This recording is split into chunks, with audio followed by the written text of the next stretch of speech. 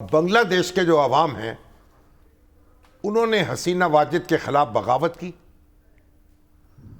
انہوں نے وہ تو معاملہ شروع ہوا تھا، وہ مکتی باہنی کے لوگوں کو کوٹا ان کا محفوظ کر دیا گیا تھا ملازمتوں میں. 30% مکتی باہنی کے نام پر عوامی لیگ کے اپنے کارکن جو تھے وہ نالائق، ان کو بھرتی کیا جاتا تھا اور جو میرٹ ہے اس کی خلاف ورزی ہوتی تھی.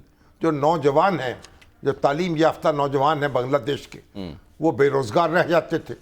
اس پر جو احتجاج شروع ہوا ہے اور حسینہ واجد نے اس کو ریزسٹ کیا ہے اور اس کے بعد لاشیں گرائی ہیں، گولیاں چلائی ہیں، کرفیو لگائے ہیں، لیکن اور کہا ہے کہ یہ تو پاکستان کے ایجنٹ ہیں. پاکستان کے ایجنٹوں کو وہاں رضاکار کہا جاتا تھا. انہوں نے سب پورے نوجوان چیخ پڑے، ہاں ہم رضاکار ہیں. اور انہوں نے پھر پورے بنگلہ دیش میں اعلان ہوا کہ مارچ ہوگا ڈھاکہ کی طرف. ہاں جی. اور ڈھاکہ کی طرف قافلے چل پڑے. جماعت اسلامی کو بین کر دیا گیا.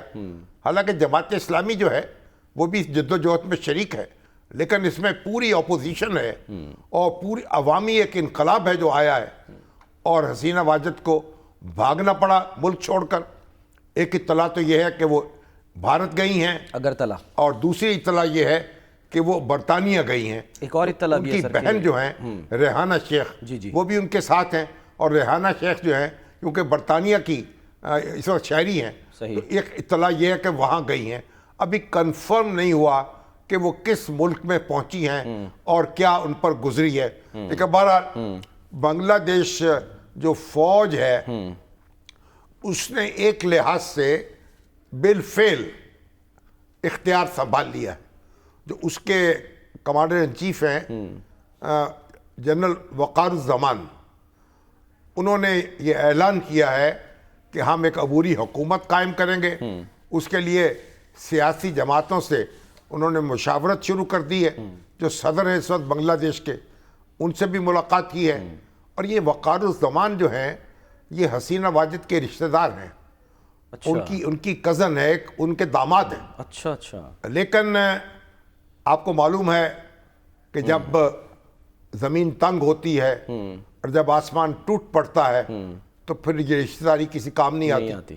آپ دیکھیں ہمارے ہاں بھی ذوالفقار علی بھٹو صاحب نے جنرل ضیاء الحق کو 8ویں یا 9ویں نمبر سے اٹھا کر چیف آف آرمی سٹاف بنایا تھا. لیکن ان کی یہ جو چاپ دستی تھی کسی کام نہیں آ سکی. اور فوج اپنے طریقے سے ایکٹ کرتی ہے. تو وقار الزمان جو ہیں اب وہ معاملات کو سنبھالے ہوئے ہیں اور انہوں نے اپیل کی ہے.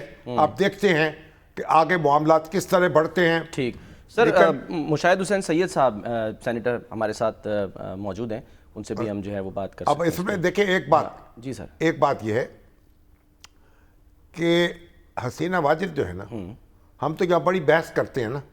شیخ مجیب جو ہیں ان کو اقتدار نہیں دیا اور ان کو مجبور کر دیا اور انہوں نے پاکستان سے پھر بغاوت کر دی. لیکن حسینہ واجد نے جو چیز اسٹیبلش کی بار بار، اور پھر مودی جہاں آئے اس وقت کہا، انہوں نے کہا ہم شیخ مجیب الرحمان تھے، یہ پلان کر کے بیٹھے تھے، برسوں سے کوشش کر رہے تھے، انڈیا کے ساتھ ملے ہوئے تھے اور آزادی کی تیاری کر رہے تھے. اور مودی صاحب نے بھی کہا ہم نے بنگلہ دیش کو آزادی دلائی ہے.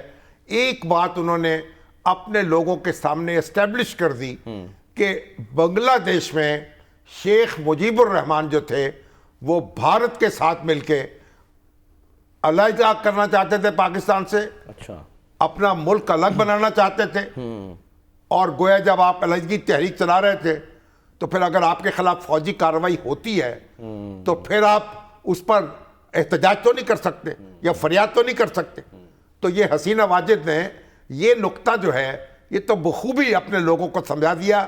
ہم نے بغاوت کی تھی، ہم نے غداری کی تھی، ہم پاکستان کو توڑنا چاہتے تھے، ہم اپنی الگ مملکت بنانا چاہتے تھے.